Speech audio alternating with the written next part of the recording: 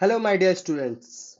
तो इस पार्ट में हम बात करेंगे ट्रांसपोर्टेशन की, एक्सक्रीशन की। ठीक है, ये दो ऐसे जो टॉपिक हैं जो आपके लाइफ प्रोसेस चैप्टर में है। इसको हम इस वीडियो में हम डिस्कस करने वाले हैं बेसिकली। तो आई होप आपको ये चीज़ समझ में आएगी एंड अच्छे से पढ़िए, मज़ा आने वाला है। सो स्टार्ट करते हैं। एक्चुअली अब हम बात कर रहे हैं ट्रांसपोर्टेशन की। देखो, ट्रांसपोर्टेशन का मतलब तो हमें पता है कि नहीं? क्या होता है ट्रांसपोर्टेशन का मतलब? मूवमेंट कराना। ठीक है, किसका मूवमेंट होगा भाई? तो भाई जो भी आपका एनर्जी होगा, ठीक है, फूड होगा, ठीक है, कार्बोहाइड्रेट्स हो गया, प्रोटीन हो गया, ठीक है, जो भी एनर्जी मूवमेंट करानी है या फिर आपका ब्लड सर्कुलेशन कराना है, वो किसके थ्रू होता है? ट्रांसपोर्टेशन के थ्रू होता है। किसके थ्रू होता है? ट्रांसपोर्टेशन के थ्रू होता है। ठीक है, एयर का ट्रांसपोर्टेशन होना, वाटर का, फूड का, ठीक है, फॉर सर्वाइवल के लिए, like obtain through process such as breathing, drinking and eating. ये तीन चार प्रोसेस होते हैं जिसके थ्रू हम एयर, फूड एंड वाटर का क्या कराते हैं? पूरे बॉडी के अंदर मूवमेंट कराते हैं। सॉरी। तो प्लांट्स के अंदर वेस्कुलर टिश्यू होते हैं जो ट्रांसपोर्टेशन सिस्टम काम करता है ना। और स्पेशलाइज्ड सर्कुलेटरी सिस्टम होते हैं एनिमल्स के अंदर। ठीक है, ये क्या करते हैं? Facilitate distribution of necessary substance to cell and tissue. Actually ये क्या करेंगे? सेल और टिश्यू को जो भी नेसेसरी सब्सटेंस होंगे जो सेल और टिश्यू को चाहिए, वो ये स्पेशलाइज सर्कुलेटरी सिस्टम प्रोवाइड करते हैं एनिमल के अंदर, और प्लांट्स के अंदर वेस्कुलर टिश्यू कराते हैं। ठीक है, तो हम अब पढ़ने वाले हैं ट्रांसपोर्टेशन इन ह्यूमन बींग। ठीक है, तो हमारे अंदर क्या होता है? सर्कुलेटरी सिस्टम होता है। क्या होता है? सर्कुलेटरी सिस्टम होता है जो कि ट्रांसपोर्टेशन के काम आता है। जैसे आपका ब्लड हो गया, ब्लड वेसल्स हो गया, and the heart, it facilitate the supply of oxygen. ये क्या करेगा? सप्लाई करेगा किसका? ऑक्सीजन का।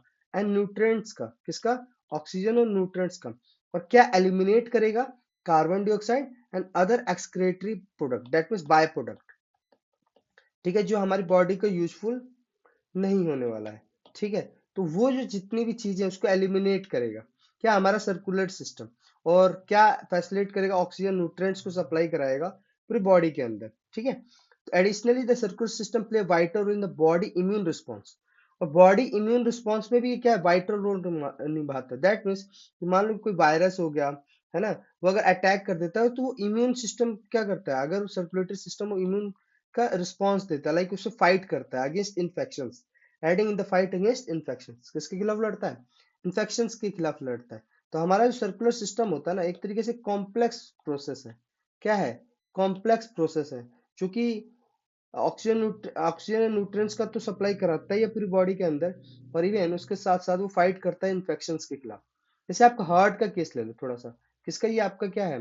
हार्ट है। ठीक है, आप देखो ऑर्टा, देखो वेना कवा फ्रॉम अपर बॉडी, ये वेना केवा है। राइट एट्रियम जिसको कहा जाता है, ठीक है, ये vena cava from lower body का वेना केवा है। ठीक है, फिर राइट वेंट्रिकल्स, यहाँ पे देखो राइट एट्रियम ऊपर की तरफ, राइट वेंट्रिकल्स नीचे की तरफ। इस साइड देखो आपका पल्मोनरी आर्टरीज है, पल्मोनरी वेन्स भी है यहाँ पर आपका, ठीक, जो कि लेफ्ट एट्रियम और लेफ्ट वेंट्रिकल है। ठीक है, लेफ्ट एट्रियम, लेफ्ट वेंट्रिकल। और ये सेप्टम है आपका। क्या है? सेप्टम है। थोड़ा सा इसी के बारे में बात करेंगे। हार्ट एक तरीके से का मस्कुलर ऑर्गन है। क्या है? मस्कुलर ऑर्गन है, जो कि कंपोज द कार्डियक मसल से। किसके? कार्डियक मसल से। हार्ट है ना, compact enough to fit with in adult wrist. ठीक है, इवन कितना वो होता है, कॉम्पैक्ट होता है कि वो हमारे हाथों के रिस्ट में आ सकता है। ठीक है, serve as a vital pumping organ for the blood circulation. Blood circulation के लिए क्या है? पंपिंग ऑर्गन का काम करता है। किसका काम करता है? पंपिंग ऑर्गन का। थोड़ा सा इसको समझेंगे। इसमें चार पार्ट होते हैं, right atrium, right ventricle, left ventricle and left atrium. चलो देखो, देखो राइट एट्रियम, ये राइट एट्रियम है, ये राइट वेंट्रिकल है। ठीक है, और ये लेफ्ट एट्रियम है, और ये लेफ्ट वेंट्रिकल है। ठीक है, तो ये देखो आप, the human heart orchestrates the rhythmic process of systole, contraction of cardiac muscle, and diastole, relaxation of cardiac muscle. देखो सिस्टोल मतलब क्या होगा? कॉन्ट्रैक्ट होगा। अब पंपिंग करते हुए देखा होगा। जैसे मान लो आपका जो रिस्ट है ना, इसको लाइक क्लोज करो। जो क्लोज करोगे तो क्या हो रहा है? एक तरीके से कॉन्ट्रैक्ट हो रहा है, यानी सिस्टोल हो रहा है।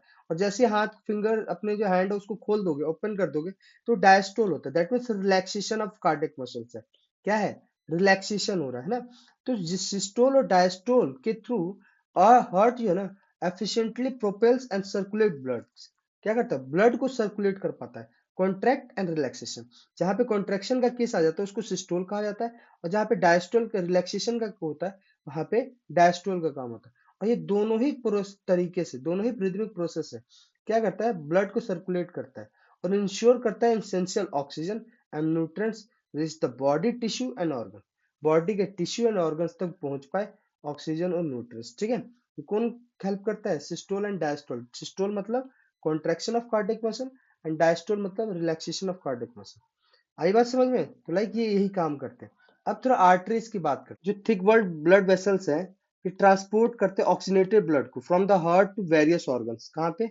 Various organ, with the exception of pulmonary arteries. लेकिन जो पल्मोनरी आर्टरी है ना, ये थोड़ा एक्सेप्शन केस है। मतलब सीधी सी बात है कि जो आर्टरीज होते हैं ना, वो एक्चुअली उनका काम क्या होता है, उनको ऑक्सीजनेटेड ब्लड मूव कराना होता है। उनका काम होता है कि ऑक्सीजनेटेड ब्लड मूव कराएंगे हार्ट से, कहाँ पे, होल बॉडी में। कहाँ पे? होल बॉडी में। एक्सेप्ट जो पल्मोनरी आर्टरीज होती है, पल्मोनरी आर्टरी क्या करती है, वो डीऑक्सीजनेटेड ब्लड कैरी करती है। क्या करती है? डीऑक्सीजनेटेड ब्लड कैरी करती है हार्ट से, किस, कहाँ लेके जाती है, लंग की तरफ लेके जाती है। कहाँ लेके जाती है? लंग की तरफ लेके जाती है। कहाँ लेके जाती है? लंग की तरफ लेके जाती है ना। जहाँ पे ब्लड किसकी तरफ होते हैं, अंडरगोज ऑक्सीजनेशन, ब्लड क्या हो गए, ऑक्सीजनेट होंगे लंग्स में जाकर। वेन्स, अब जनरली जो वेन्स होते हैं ना, वो थिन वॉल्स होते हैं। क्या होते हैं? थिन वॉल्स होते हैं। और ये क्या करते हैं, ये डीऑक्सीजनेटेड ब्लड कैरी करते हैं। ये क्या करते हैं, डीऑक्सीजनेटेड ब्लड कैरी करते हैं फ्रॉम होल बॉडी। मान लो ये बॉडी है, बॉडी से ये डीऑक्सीजनेटेड ब्लड कैरी करेंगे, हार्ट की तरफ लेके जाएंगे, है ना। ठीक है, बट जो पल्मोनरी वेन्स है, ये पल्मोनरी वेन्स है, ये एक्सेप्शन है। ये क्या करता है, ये ऑक्सीजनेटेड ब्लड कैरी करता है फ्रॉम लंग्स टू हार्ट।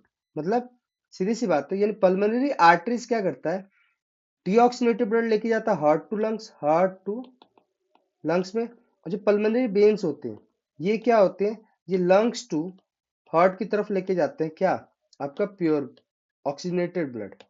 क्या लेके जाते हैं? Oxygenated blood. ठीक है, तो ये काम होता है। वॉल्व्स प्रेजेंट होते हैं वेन्स के अंदर, जो कि बैक फ्लो ऑफ ब्लड को कंट्रोल करता है।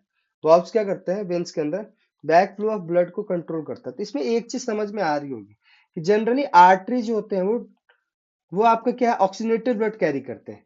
लेकिन जो पल्मोनरी आर्टरीज है ना, वो डीऑक्सीजनेटेड ब्लड कैरी करते हैं। कहाँ टू? हार्ट टू लंग्स की तरफ। वेन्स भी जनरली ये डीऑक्सीजनेटेड ब्लड कैरी करते हैं।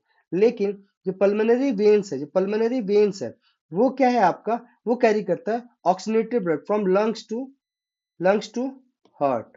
ठीक है, ये केस आता है। और वॉल्व प्रेजेंट होते हैं वेन्स के अंदर, जो प्रिवेंट करते हैं बैक फ्लो ऑफ ब्लड। अच्छा देखो, कैपिलरीज भी पाए जाते हैं ना। ये क्या होता है, ब्लड वेसल्स होते हैं जो distinguished by their single cell walls. उसको सिंगल सेल वॉल के थ्रू पहचाना जाता है। ब्लड क्या है, एक कनेक्टिव टिश्यू होता है जो फंक्शन करता है as the carrier for various substance in the body. ना वेरियस सब्सटेंस को मूवमेंट करानी है तो ब्लड के थ्रू कराते हैं। इसके तीन कंपोनेंट होते हैं, plasma, blood cells and platelets. ठीक है, क्या होता है, plasma, blood cells and platelet. ये किसके पार्ट है, ब्लड के। किसके? ब्लड के। ब्लड क्या है, कनेक्टिव टिश्यू है। क्या है, एक कनेक्टिव टिश्यू है, जो कि किस क्या फंक्शन करता है, carrier for various substance in the body. Blood plasma का काम क्या है, ये एक लाइट कलर्ड फ्लूइड होता है। क्या होता है, लाइट कलर्ड फ्लूइड होता है। कैसा होता है, लाइट कलर्ड फ्लूइड होता है, जिसमें वाटर और the constituent matrix of blood. ठीक है, वाटर कंपोज होता है। ब्लड सेल के अंदर क्या होता है, two types of blood cell पाए जाते हैं, एक red blood cell and white blood cells. ठीक है, रेड ब्लड सेल जिसको आरबीसीएस कहा जाता है, और व्हाइट ब्लड सेल्स को डब्ल्यूबीसी कहा जाता है। रेड ब्लड सेल अब क्या होता है, थोड़ा सा इसके बारे में। ये रेड कलर क्यों होता है, due to presence of pigment haemoglobin. क्या प्रेजेंट है इनके अंदर, हेमोग्लोबिन की वजह से इसके अंदर रेड कलर आ रहा है। किसके अंदर, रेड ब्लड सेल्स के अंदर। जो हेमोग्लोबिन होता है ना, वो रेडली बाइंड्स विथ ऑक्सीजन। ठीक है, वो ऑक्सीजन के साथ बाइंड होता है and carbon dioxide, facilitating the transport of oxygen. ये जनरली किसका ट्रांसपोर्ट करेंगे, किसका, ऑक्सीजन का। एडिशनल इसके साथ अ portion of carbon dioxide transport through haemoglobin. Even carbon dioxide भी उनके साथ एक प्रोपोर्शन के साथ क्या करता है, एक पोर्शन मूवमेंट करता है। जो व्हाइट ब्लड सेल्स होता है ना, जनरली ये पेल होते हैं, पेल वाइट होते हैं and play a crucial role in immune system. ये जनरली किसमें रोल निभाते हैं, इम्यून सिस्टम के अंदर। किसके अंदर, इम्यून सिस्टम के अंदर। यानी इम्यून सिस्टम के लिए डब्ल्यूबीसी का काम होता है। जैसे आप देखते होंगे कि जिनको वो हो जाता है, क्या कहते हैं, कौन सी बीमारी आती है, हाँ, डेंगू। जब डेंगू हो जाता है तो उनको कीवी खाने को कहा जाता है। कीवी क्या काम करती है, कीवी प्लेटलेट्स इंक्रीज करता है और डब्ल्यूबीसी इंक्रीज करता है। ठीक है, तो ये आपके इम्यून सिस्टम से लड़ने में हेल्प करता है। प्लेटलेट्स का काम क्या है, responsible for blood coagulation. Responsible for blood coagulation. Blood coagulation क्या है? जैसे आपने देखा होगा कहीं कहीं पे कभी कभी हाथों पे कट जाता है ना, तो कट जाता है ना, तो ब्लड अगर छोड़ दिया जाए थोड़ी देर ब्लड बहने के बाद, वहां पे फिर धीरे धीरे ब्लड खुद ब खुद ऑटोमेटिकली बंद हो जाता है। वो इसकी वजह होता है प्लेटलेट्स। जितना ज्यादा अगर आपके बॉडी में प्लेटलेट्स है ना, मैक्सिमम नहीं मतलब लाइक एक सेल्फ सफिशिएंट मात्रा में अगर प्लेटलेट्स है, तो वो ब्लड कोआगुलेट कर देंगे, मतलब ब्लड को थोड़ा सा बहा, फिर उसके बाद वो क्या करते हैं, प्लेटलेट्स आ जाएंगे, जिससे इसका फ्लो रुक जाएगा, है ना। तो प्लेटलेट्स एक तरह से डिफेंस मैकेनिज्म का काम करता है, preventing excessive blood loss in the event of injury. ठीक है तो ये होता है लिम्फ। यहाँ पे लिम्फ किसका काम करता है? Lymph resembles blood. लिम्फ किसको रिजेंबल करता है? ब्लड की तरह होता है, but lack red blood cells. लेकिन इसके अंदर रेड ब्लड सेल्स नहीं होते। Form from leaked fluid in tissue. ये किससे बनता है? लिक्ड फ्लूइड जो होता है टिश्यू से। Lymph is collected by lymph vessels and return to blood capillaries. Lymph किसके द्वारा कलेक्ट किया था? लिम्फ वेसल्स के थ्रू, और फिर ब्लड कैपिलरीज में भेज दिया जाता है। लिम्फ एक येलोइश फ्लूइड होता है, जिसके अंदर प्रोटीन, थोड़ा सा प्रोटीन होता है, देन ब्लड, ब्लड से, and play vital role in immune system. Lymph generally किस में हेल्प करता है? इम्यून सिस्टम के अंदर। ये कहाँ से कहाँ फ्लो करता है? It flow from tissue to the heart. कहाँ से? टिश्यू से हार्ट की तरफ जाता है ना। Assisting in transportation and germ destruction. ठीक है, ट्रांसपोर्टेशन में हेल्प करता है और जर्म को डिस्ट्रॉय करने में हेल्प करता है। डबल सर्कुलेशन जो हमने पढ़ा, सर्कुलेटरी सिस्टम पढ़ रहे थे हम यहाँ पर, कि हमारे पास क्या है? सर्कुलेटरी सिस्टम है, तो वही केस यहाँ पे आएगा, डबल सर्कुलेटरी सिस्टम। कैसे काम करता है, थोड़ा सा इसको समझते हैं, ठीक है। आओ, ओके। यहाँ पे देखो, pulmonary arteries to lungs, lung capillaries हो गया, पल्मोनरी वेन्स फ्रॉम लंग्स होगा, आउटा होगा, body artery vein from body, whatever ये चीजें दी हुई है। थोड़ा सा समझने वाली क्या है, होता क्या है कि हार्ट रिसीव करता है ऑक्सीजनेटेड ब्लड, किस? लंग से। कहाँ से? लंग से हार्ट रिसीव करता है ऑक्सीजनेटेड ब्लड, और पंप करता है, फिर पूरे बॉडी में जाता है ना। Then receive it back from another circulation, और अनदर जो सर्कुलेशन होता है उसमें क्या होता है? Blood complete full round through the body, passing once through the right half as deoxygenated blood, once through the left as oxygenated blood. थोड़ा सा इसको समझो। देखो, हमने पल्मोनरी आर्टरीज के बारे में पढ़ा था। ये क्या करता है? जनरली आर्टरीज जो होते हैं, जनरली आर्टरीज क्या होते हैं? ऑक्सीजनेटेड ब्लड मूव करते हैं। क्या करते हैं? ऑक्सीजनेटेड ब्लड मूव करते हैं। लेकिन जो पल्मोनरी आर्टरीज है ना, वो डीऑक्सीजनेटेड ब्लड कहाँ से कहाँ लेके जाएगा? हार्ट से लंग की तरफ लेके जाता है। कहाँ से कहाँ लेके जाता है? हार्ट से लंग की तरफ लेके जाता है। देखो, यहाँ से हार्ट से कहाँ की तरफ लेके जा रहा है? लंग की तरफ लेके जा रहा है। कहाँ लेके जा रहा है? लंग की तरफ लेके जा रहा है। और फिर लंग में यहाँ पे प्यूरिफिकेशन होगा, ऑक्सीजनेटेड होगा, और फिर पल्मोनरी वेन कहाँ पे लेके जाएगा? हार्ट में लेके आएगा। कहाँ पे लेके जाएगा? हार्ट में लेके आएगा, है ना। तो एक तरीके से क्या हो रहा है? एक तरीके से कंप्लीट, यहाँ से देखो, जैसे पूरी बॉडी, ये मान लो आपकी पूरी बॉडी होगी, ठीक है। पूरी बॉडी से कहाँ पे गई? आपके हार्ट में गई। हार्ट में जाने के बाद यहाँ से, और ये हार्ट में जाने के बाद जो पल्मोनरी आर्टरीज है, वो लंग के पास लेके जाएगी। कहाँ लेके जाएगी? लंग के पास लेके जाएगी, है ना। फिर आपका क्या होगा? फिर यहाँ से ऑक्सीजनेटेड ब्लड कहाँ जाएगा? आपका हार्ट में आएगा। फिर हार्ट से कहाँ पे डिस्ट्रीब्यूट होगा? पूरी बॉडी में डिस्ट्रीब्यूट होगा। तो एक तरीके से क्या होगा? पूरा एक सर्कल बन रहा है। क्या बन रहा है? दो सर्कल बन रहा है, डबल सर्कुलेशन हो जा रहा है। तो blood complete a full round through the body, passing once to the right half as a deoxygenated blood, right half as a deoxygenated blood, and once to the left as oxygenated blood। यहाँ पे क्या? Oxygenated blood move कर रहा है ना। तो ये होता है आपका डबल सर्कुलेशन। ब्लड प्रेशर्स के बारे में हम थोड़ा सा जान रहे हैं। ब्लड प्रेशर देखो, यहाँ पे देख रहे हो, ये आपका आर्टरीज है, आर्टरीज को क्लोज कर दिया जाता है, फिर आपके यहाँ पे इस तरीके से चेक किया जाता है। तो ब्लड प्रेशर एक्चुअली क्या है कि the force that blood exact against the wall of vessel. Blood जो है ना, जब फोर्स लगाता है against the wall of vessels, उसी को ब्लड प्रेशर कहते हैं, ठीक है। और प्रेशर कितना in arteries than in veins. जो प्रेशर होता है ना, जनरली वो आर्टरीज में ज्यादा होता है वेन्स की तुलना में। तो प्रेशर ऑफ जो blood inside the artery during ventricle systole contraction is called systolic pressure. ये तो हमने पढ़ा कि रिलैक्सेशन डायस्टोलिक प्रेशर होता है। सिस्टोलिक प्रेशर हमेशा 122 एमएफ ऑफ हीलियम होना चाहिए, एंड डायस्टोलिक प्रेशर जो होता है वो क्या होता है? 80 mm ऑफ हीलियम होना चाहिए, ठीक है। इस तरीके से काम करता है। ब्लड प्रेशर को जो मेजर करने के लिए मशीन यूज की जाती है, स्फाइगमो मैनोमीटर यूज किया जाता है। हाई ब्लड प्रेशर के लोग हाइपरटेंशन का होता है, सीधी सी बात क्या कहता है? Hypertension. And is cause by constriction of arterioles. और क्या कंस्ट्रिक्शन ऑफ एट्रियल्स की वजह से होता है? Release increase release result in increase resistance to flood flow, ठीक है। और ये क्या होता है? रप्चर्स आर्टरी इंटरनल ब्लीडिंग हो जाती है। जब भी ऐसा फ्लड फ्लो बढ़ जाता है, तो रप्चर ऑफ आर्टरी होगा, इंटरनल ब्लीडिंग शुरू हो जाएगी। तो ये एक तरीके से मोर टू नो जानने वाला केस था, तो इसमें तो कुछ जानना नहीं है। आपको जो इंपॉर्टेंट है वो आप बात करते हैं ट्रांसपोर्टेशन इन प्लांट्स की। किसकी बात करेंगे? Transportation in plants. देखो ट्रांसपोर्टेशन क्रूशियल है प्लांट्स के अंदर भी। इसमें क्या होता है, मूवमेंट ऑफ वाटर होता है और essential nutrients through the plants to support survival. Plant generally जो transportation of food and water through distinct pathway, ठीक है। जैसे कि आपका जाइलम है, जाइलम रिस्पॉन्सिबल है वाटर को ट्रांसपोर्टिंग के लिए। फ्लोएम का काम होता है ट्रांसपोर्टेशन ऑफ फूड के लिए। जाइलम का काम होता है वाटर का ट्रांसपोर्टेशन करेगा, फ्लोएम का काम होता है फूड का ट्रांसपोर्टेशन करेगा। ट्रांसपोर्ट ऑफ वाटर, अब जाइलम के थ्रू क्या हो रहा है, ट्रांसपोर्ट ऑफ वाटर कैसे भैया? रूट सेल जनरली क्या होते हैं, सॉइल के साथ कांटेक्ट में होते हैं। ये क्या ऑब्जॉर्व करेंगे, आयरन करेंगे और इस्टेब्लिश करेंगे कंसंट्रेशन डिफरेंसेस। क्या करेंगे, कंसंट्रेशन डिफरेंसेस, तभी तो मूवमेंट हो पाएगा between the root and the soil. इसके थ्रू क्या होगा, वाटर मूव करेगा रूट के थ्रू सॉइल में, वाटर मूव करेगा रूट में फ्रॉम द सॉइल, है ना, to equalise this ions concentration difference. अब देखो आयंस की जो जो आपका आयंस है ना, आयंस का जो कंसंट्रेशन डिफरेंसेस है, लाइक रूट का और सॉइल का, उसको बैलेंस करने के लिए वाटर मूव करेगा। क्या करेगा, वाटर मूव करेगा रूट में फ्रॉम द सॉइल, है ना। और additionally the evaporation of water molecule from leaf cell, और इवन जो इवोपरेशन होगा वाटर मॉलिक्यूल्स का लीफ सेल से, वो जनरेट करेगा suction, drawing water from the xylem cell in the root, drawing water from the xylem cell in the root. ठीक है, water कहाँ से ड्रॉ किया जाएगा, जाइलम सेल्स के थ्रू रूट में।